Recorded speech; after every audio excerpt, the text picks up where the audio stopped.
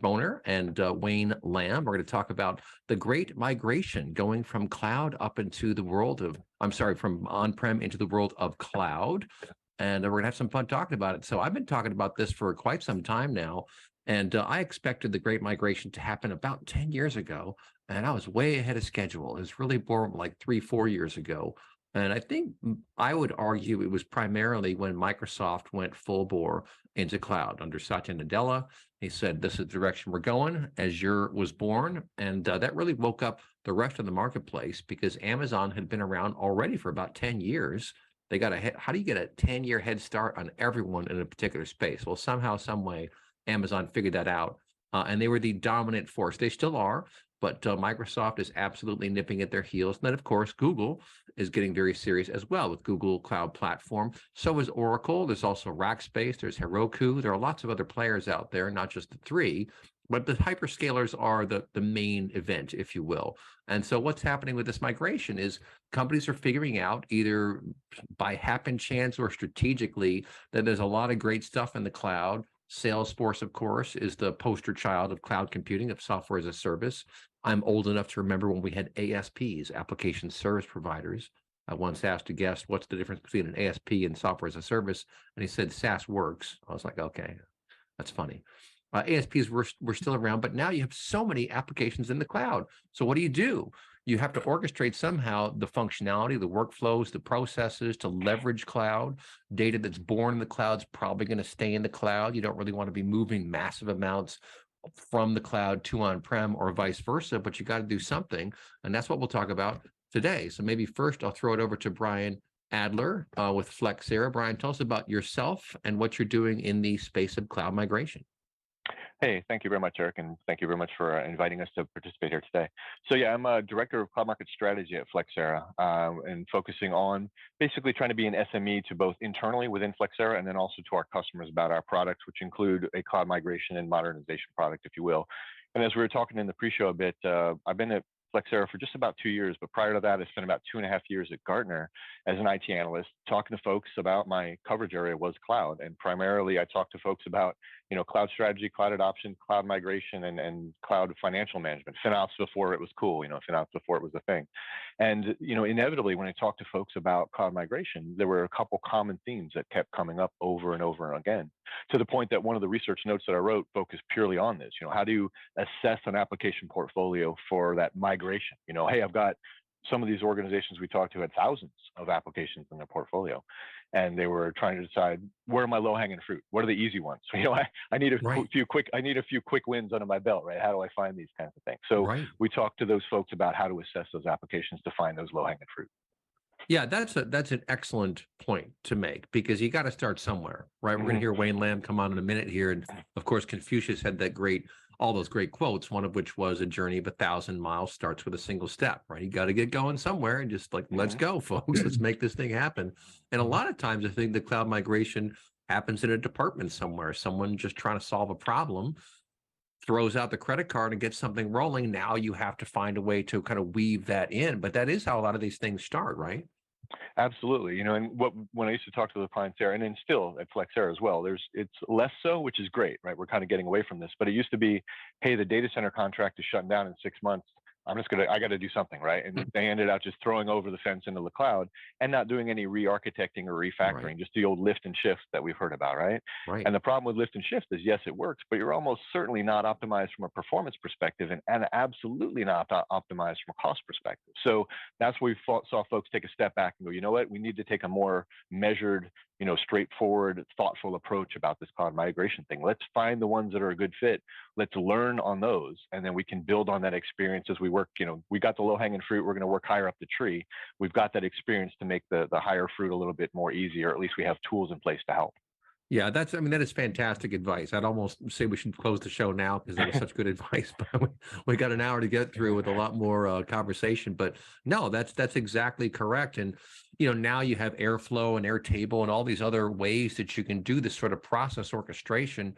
I mean, it's really a very exciting time. And you think about low code and no code and what that all means, how it's sort of bringing everything together. And, I have a good friend in the business who had a great line, and this is 15 years ago. He said, you'll always be able to write tighter code than a machine can, And that's probably still true, although with ChatGPT, it's hard to say where those capabilities end and human capabilities begin. But the point is, low code, no code is really mature these days. And so having that sort of functionality to the business is wonderful because you can stitch together these workflows. This is happening on-prem, that we call out to API to pull in some data here to continue this process. You can reorchestrate everything now, right? Absolutely. And the other thing that we're seeing is that, folks are starting to realize the beauty of the PaaS services that are out there as well, right? There's back in the day, 10, 15 years ago, you would move from your on-prem into AWS. And if you had a database, you would use instances and storage in AWS to go ahead and run that database. Well, then along came RDS, the relational database service. And as someone who was an early user of that, I was like, it was a godsend. I was a DBA because I had to be, not because I wanted to be, right? I wanted to do other cool stuff. So all of a sudden, hey, someone else is going to take all this database administration, backups and patching and all that. Absolutely. Why wouldn't I do that? And that's just one of many services, right? As all these other serverless and containers and queuing services and load balancers and all these things come online, folks are realizing, man, I don't need to do that on my own anymore. I can leverage these PaaS services, get back to my core competency, get back to the stuff I'm good at, and offload all this operational burden of these necessary, I don't want to call them evil, they're necessary components that I don't want to do, but I have to have them, if you will. So that's a big part of that migration as well, is that, wow, this is a lot easier in the cloud. I've got to learn a new way of doing it, but it can be a lot easier and less of that operational burden on me and my team. Yeah, what an excellent point. I just wrote that quote down. I'll be tweeting that in a moment. I was a DBA because I had to be, not because I wanted to be.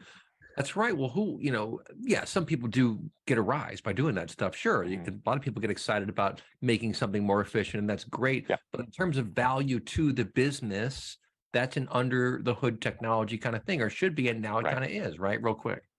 Absolutely. And no offense to DBAs out there, the DBAs out there. I love you guys, right? Exactly. It wasn't for me, right? And now all of a sudden I was able to not do that anymore. And that was, for me, an eye-opening experience. Yeah, that's wonderful stuff. That's a great story. Well, let's bring in, Jonas, who's on the line here from Lightbend. Tell us a thing or two about what you're working on and how you're facilitating a migration to the cloud. Sure. So my name is Jonas Panera. I'm the CEO and founder of Lightbend. We've been building sort of cloud developer tools or a cloud developer platform for the last decade or so. We're starting in 2011. It's called the AKA platform, and we've been sort of helping large enterprises, and most in the global 2000s, achieving things that they really couldn't do before. And we're sort of very much focused on developer experience and making it very easy for people to move to the cloud, and especially our latest product Calyx that which is a developer PaaS that sort of enables people to build really scalable and available applications, APIs and microservices extremely quickly. We really help with that. But the way I view it is very similar to what Brian said, that just moving to Kubernetes or just moving to the hyperscalers cloud platforms is really not sufficient. I mean, in a way, I don't really think lift and shift works that well, because the cloud is a very different world. You're entering the world of distributed systems with really all bets are off, and I think it really requires a new way of thinking, new tools, new architecture, and also new programming models, and it forces developers out of their comfort zone, and it's, of course, skills is a problem here. And I'd say that cloud native in general, I think is too hard for most developers, and the richness of Kubernetes in the CNCF ecosystem is really mind-blowing, but it's also too vast almost, and like there's too many decisions. The developers they have a hard time focus on building value because there's so much complexity to navigate, and I think especially when you start composing all these products and how you ensure correctness and how you ensure performance and scale and uptime and all of these things. So I really think that we as an industry in general need to climb the ladder of abstractions. Kubernetes was one of these steps, but we need to continue pushing the envelope here and really provide great developer experience for developers. That's what I'm passionate about, and sort of liberating developers to focus on doing what they do best. Building business logic and value and defining data, and pulling in ML models and stuff, and not having to mess around with infrastructure and ensuring that the lights are up. Essentially sort of distilling the essence of what the developer needs, and then infer the rest. So I mean, I'm really happy to see that there's sort of a new next generation serverless, you might say, that's starting to come around. That's really sort of abstracting a lot of these things, and really allows developers to focus on what they love and are good at, writing the code, and then infer the rest, or just generate out the architecture that's necessary. And if you run a pass, then you as a customer don't need to have an SRE team at staff either, which is one of the other big hurdles of moving to the cloud. People are scary how they ensure availability and keep uptime and right. ensure scalability and so on. So these are a lot of things that's on my mind, and we're helping clients to build. Yeah, those are all excellent points, and I think you're right. And it's really a very exciting time to be in the industry, because you have all these forces that are converging. And I talk about the edge and the abstract here too. So not just migrating from on-prem to the cloud, but migrating from the old way of doing things to the new way of doing things, right? Which is heavily underpinned by Kubernetes. We talk about that all the time. I mean, Kubernetes really created a fundamental shift, as did open source, just open source in general. And I've been tracking open source software now for almost 20 years. And when I first got into it, I was working for the Data Warehousing Institute, and I thought to myself, service-oriented architecture was all the talk in terms of the architecture of the solutions, where you had these fine-grained services and coarse-grained services. But the idea was to move away from the monolith, right? In the old sort of way of ERP, like SAP, and these big monolithic applications, the idea was, let's find a way to make it more dynamic and more component-based, so it's more efficient, it's leaner, essentially.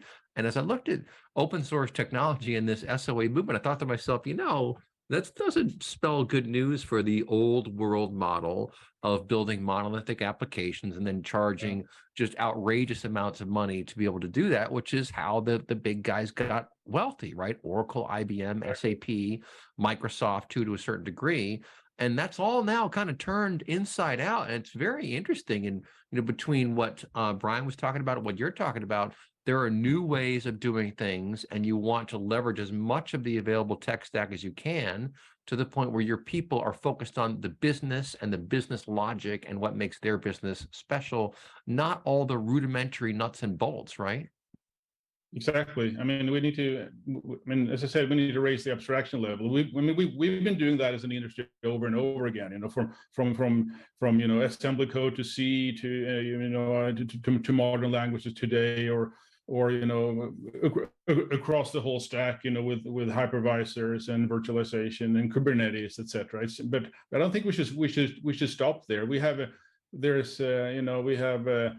so much to gain by liberating developers to do what they're best at, and I'm really passionate about open source as well, and I think it's no surprise that the open source is sort of leading the charts here and pushing the envelope, and it's exactly like you said. The gist of the problem, I think, is moving from monolithic architectures and the mindset and the patterns and the habits of writing monolithic architecture into this new world of distributed systems, which in practice mean microservices, APIs, and serverless type of architectures. And that's it's going to take some time, but I really think we've seen immense success with that, and you're not just liberating the developer, you're also liberating the underlying architecture. Because things can run way more efficient if they are made to run well on multi-core, etc. Or embrace distributed systems as at its core, so they networking and these things are really optimized for this new world. which with monolith didn't have to be, you know. So this whole idea of you can just take existing apps and throw them up on the cloud, I think that's a recipe for failure, honestly. I think people have a lot of hopes, but they will be let down. That's funny. You bring up an excellent point around refactoring. And I do know of some stories of big companies that took their engines on-prem and just plopped them up into the cloud. I think because of timing issues and complexity issues and, you know, wondering, can we pull this off in a timely fashion and still continue to make money? It's a difficult situation. I mean, this is not new. Large software companies always run into this problem of cannibalizing their own technology. I've seen this happen many different times, but you know, to your point, refactoring for the cloud makes a whole heck of a lot of sense. And, you know, one of the stories I tell, and our break is coming up here in just a second, but is a company called MapR, which was really the third company to move into this whole Hadoop space, right? You had Cloudera, then you had Hortonworks, then you have MapR. And they were very clever about their architecture. They really thought through some things that turned out to be hurdles for their predecessors.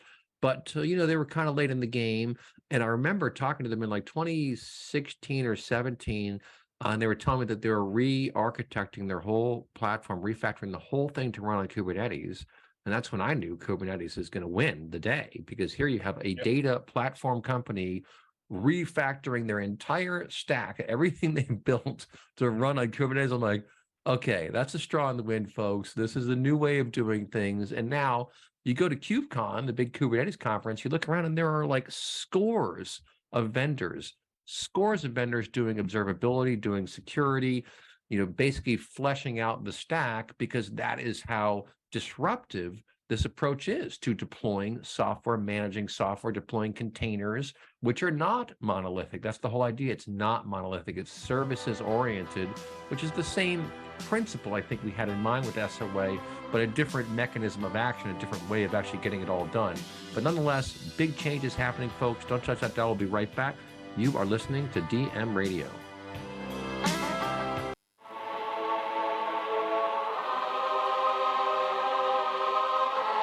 Welcome back to DM Radio. Here's your host, Eric Kavanagh. All right, folks, back here on DM Radio, talking all things the great migration, the cloud, the migration primarily to the cloud from on-prem.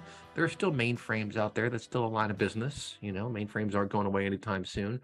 On-prem is not going to go away anytime soon. I think you're going to see a real renaissance, I think, in the on-prem world, but we'll see about that. But cloud is very real, and the economies of scale come into play, certainly for compute, but also for storage and architecture. And then we got to talk about the edge at some point too, but our next guest knows all about migrating to the cloud. We've got Wayne Lamb from Cirrus Data. So Wayne, tell us a bit about yourself and the 5 languages you speak and how you're helping companies migrate to the cloud. Certainly. Thank you, Eric, and thank you for having me here. So in terms of the Great Migration, I think the first migration I ever participated in was in 1975, when my whole family immigrated from Asia to the US on the 747. So that was nice. Amazing. You did it. Yeah.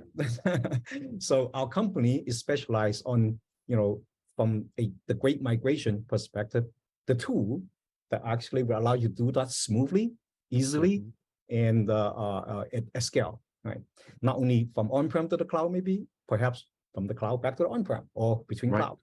Right. So, and I think that there's so many different kinds of storage and data, right? And that sometimes links with different tool, right? And that's not a good thing. So if you can find a single tool that give you the non-intrusiveness, like low or no downtime throughout the migration, including cutover, that's the best.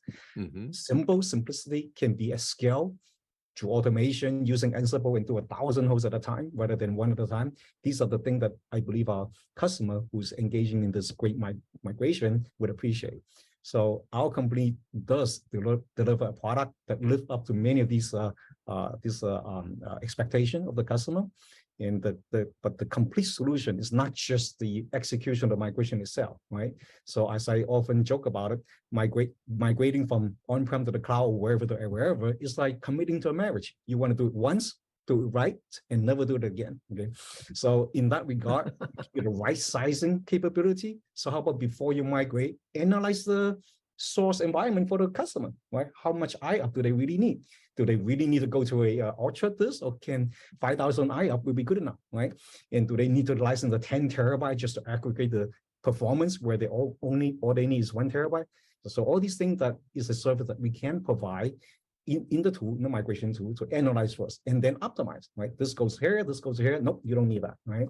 And then finally, in executing, at scale, automated, minimal mistake, and low or no downtime. So that's the ideal thing that's all great stuff. And so you brought up a lot of really key points here. Automation is one of them. And you know, one of the technology spaces that really excites me is process mining. You probably heard about process mining. Companies like Software AG and Celonis have technologies in this space, but it allows you to, as they say, track the data footprints of processes, of workflows, and then understand the process. Like a lot of business people think, oh, I know the process. I log into my ERP and do this and do that, and then it gets done.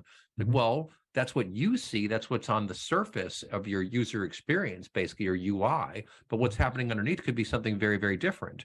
And understanding what those workflows look like, that's where you can gain tremendous value by refactoring to go into the cloud, right? Absolutely. You know, we had Dr. Michael Stonebreaker on this show a number of times, the godfather of the modern database, basically. And even like 10 years ago, he had a funny quote to me. He said, 80% of the code that has been written should just be thrown away. That's what he said, because it was designed for older systems, for older processors, for older motherboards. And the dynamics were much different. We have a very different world these days, even with some of these new processors. We did a show on Monday, Intel Xeon processors, and how they've come out now, and they have these accelerators on the motherboards. Very interesting things going on there. But the point is, if you're going to reinvent your business, if you're going to move into the cloud, you don't want to just take what you had and dump it up on a server in the cloud somewhere. You want to rethink all this stuff, right, Wayne?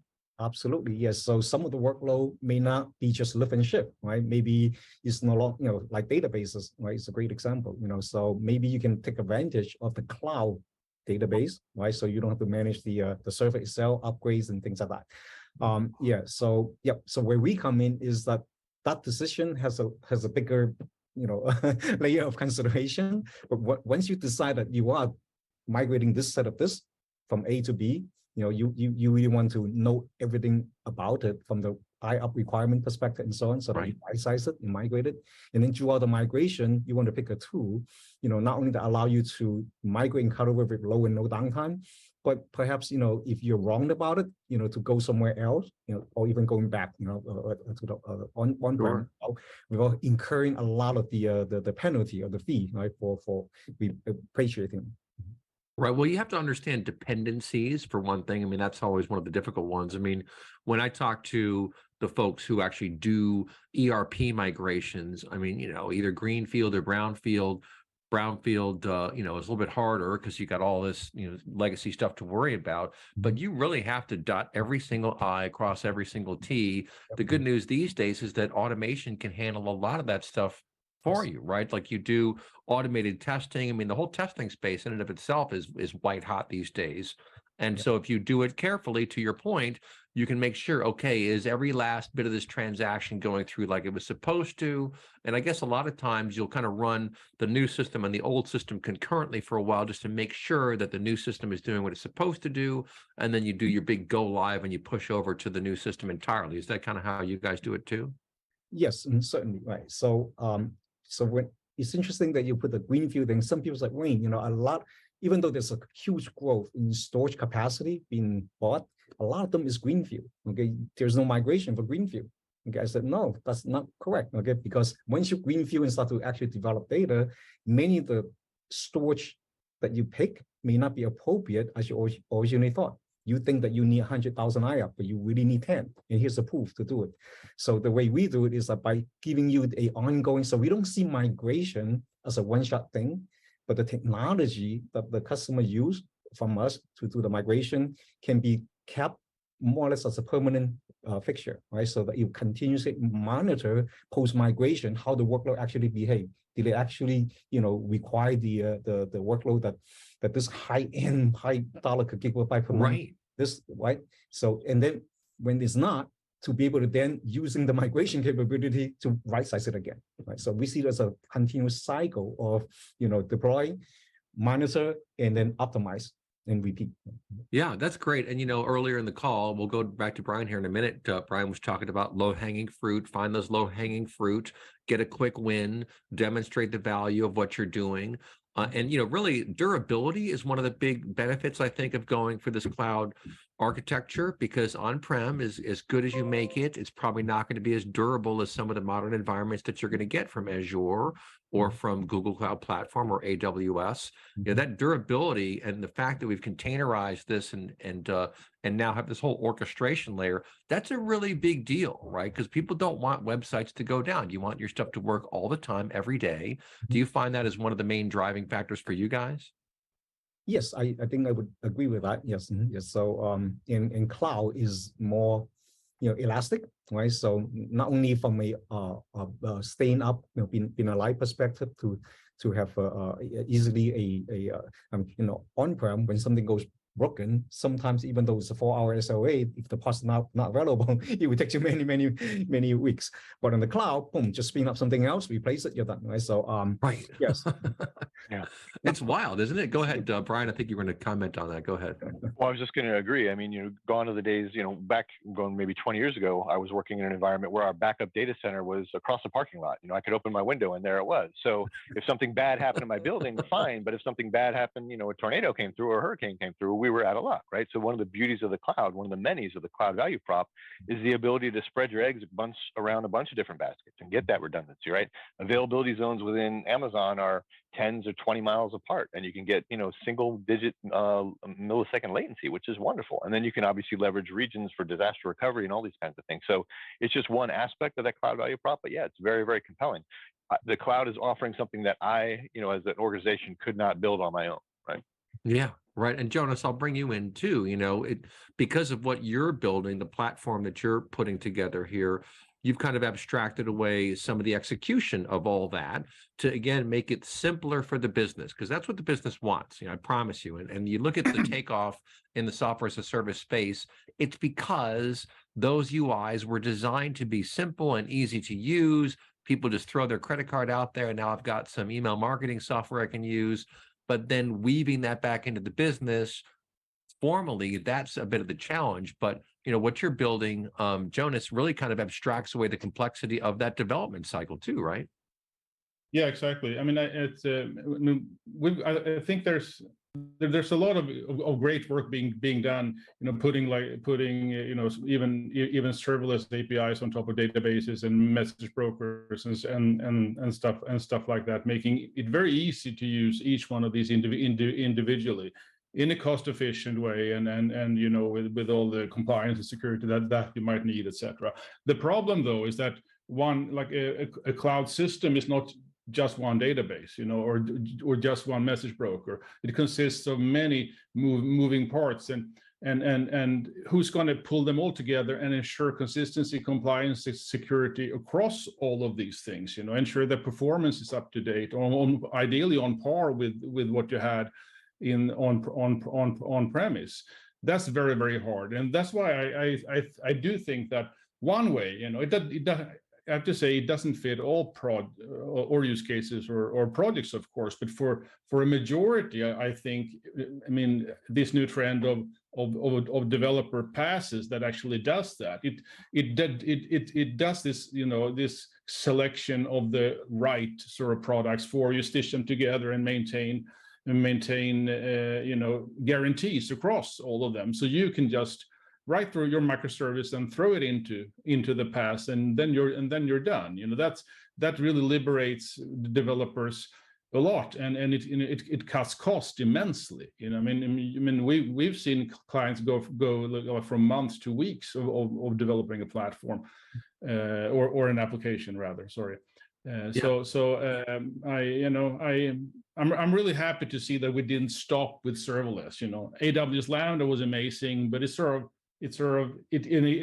inspired all these function as a service platforms. But they only solve a subset the type of apps developers or companies want to build. So, we need a next generation that takes the idea of an amazing developer experience, everything abstracted for you, to the next level, to allow for general purpose applications. I can't see why you should just build data pipelining or more processing centric apps in the serverless dress app. Why not any app? It's the developer experience of serverless is just too good to be left to a subset of the apps we want to build. I guess that's my That's a good point. pet peeve. Brian, you want to comment on that? Yeah, I did. I didn't want to interrupt Jonas, but I'm just sitting here nodding and agreeing. For example, in the serverless world, and here at Flexera, we do something called the State of the Cloud Report. I'm not trying to plug it necessarily, but it's sort of something we've done over the last 12 years. And we basically take the pulse of the cloud computing industry. And it's a static report, and then we ask some of the questions that are the same every year, and it's dynamic as we ask as new technologies come online. One of them being serverless back in the day. And we saw a huge, we track, what are you currently using, what are you experimenting with, and what are you planning to use? And we saw serverless as experimenting all the time, but it didn't really transition into the using it, right? Into the production use, because to Jonas's point, it was good, but only for certain use cases. It wasn't good for everything, right? And when you find those niche use cases, like I had one client who was like processing photos and doing filters and stuff like that. And when a photo hit an S3 bucket, it would wake up and do its thing. Perfect use case, absolutely. But not every use case is perfect for it. So a lot of folks experimented with it and go, doesn't quite do what I needed to do. I need the next gen, which was Jonas talking about. I need this next gen of serverless that's not as restrictive in the use cases that it can address. That's very interesting. Wayne, just real quick thought from you on all that. Yeah. So speaking of serverless, we absolutely think that if you can, eliminate another entity is the best. So from a migration, typically you involve some appliance, some either virtual or physical appliance. In fact, when you need to migrate a lot of data, the cloud vendor who give you the free migration tool say, hey, get this hardware, deploy your on-prem data center, back it up to it, and then ship it to the cloud. Well, I said, wow, that's a lot of downtime, a lot of, yeah. So we absolutely believe in serverless appliances. So our solution for the cloud migration is completely, zero footprint. Okay, so you just run it on a host, and it will know what to do. And a week later, everything's migrated. So that's the best. That would be the best. How interesting. We'll get into some more of the weeds on all this, because this is what's exciting about the space, right? You have innovations happening everywhere. One of the nice things about the cloud is that you have all this innovation that they're working on day in and day out, whether or not you buy more with them or don't, right? AWS is working on this stuff. Microsoft is working. And I often joke about the irony of Microsoft saving us from the monopoly of AWS, right? When Microsoft was the monopoly forever and ever. And then Linux kind of saved us thanks to IBM's investment. And then Microsoft came back and saved us from AWS. It's like, all right, this is, kind of the merry-go-round going around and around. But everyone is doing innovation, and serverless in and of itself is such an interesting way. It's an interesting processing architecture that should not just be limited to a handful of use cases, but you need the development environment. You need the awareness. You need the chops of your developers to like working in those environments. Well, folks, don't touch that. We'll be right back. You are listening to DM Radio.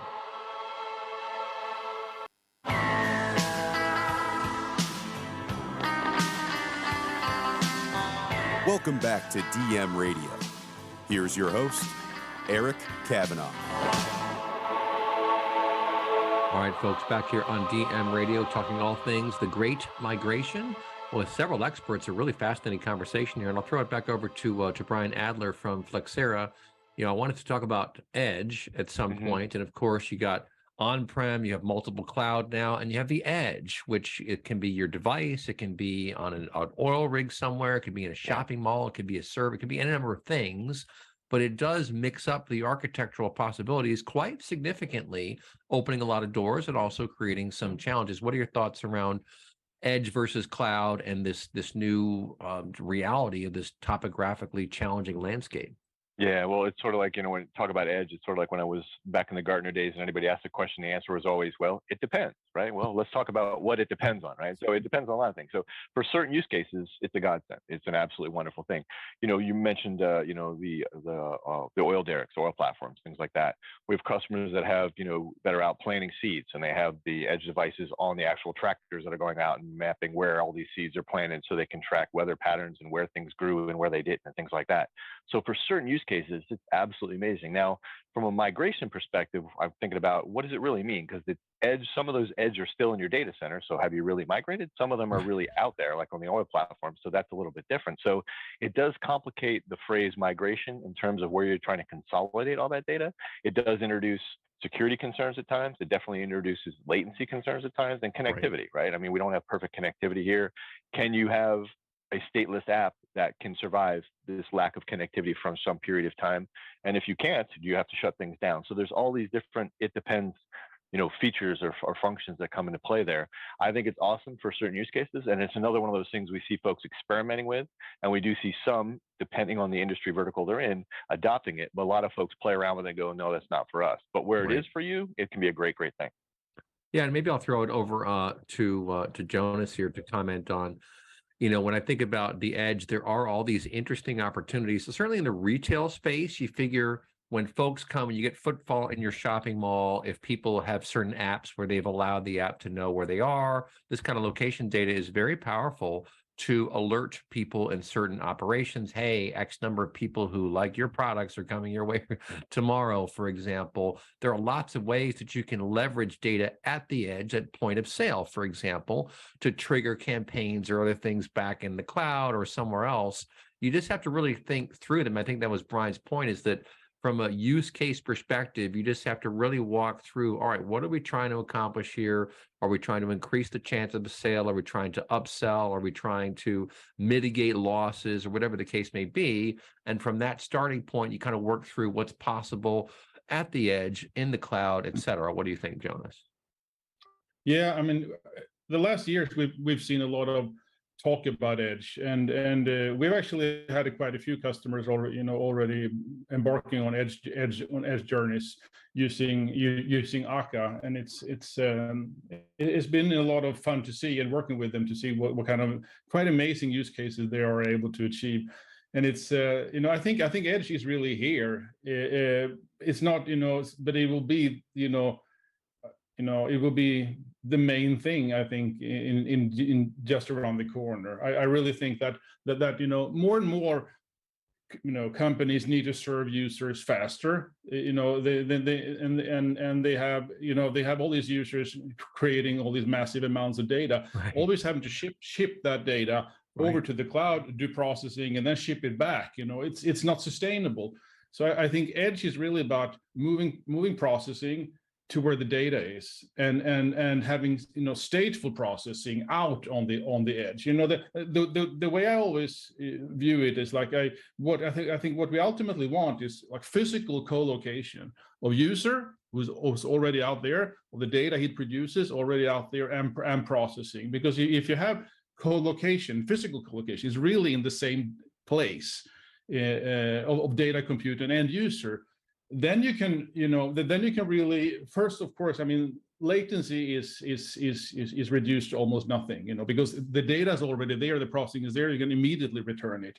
But a lot of people talk about latency and performance as one of the big drivers of edge. But I actually think that resilience is probably the bigger driver, because think about it yourself. If your data, your user, and the processing is already in the same place, then everything can crash and burn around you. You can still serve your customer, and once the network connection to the cloud or to peers, edge peers, POPs, are restored, then you can take advantage of that. There's sort of this new sort of trend that I'm following closely, called local first software, that sort of inverts the idea that local is actually first. And if you happen to have a connection to the cloud, great. You can do more thorough processing. You can use it for backups and stuff. But you expect a world where that's not always the case. Where things are more unreliable.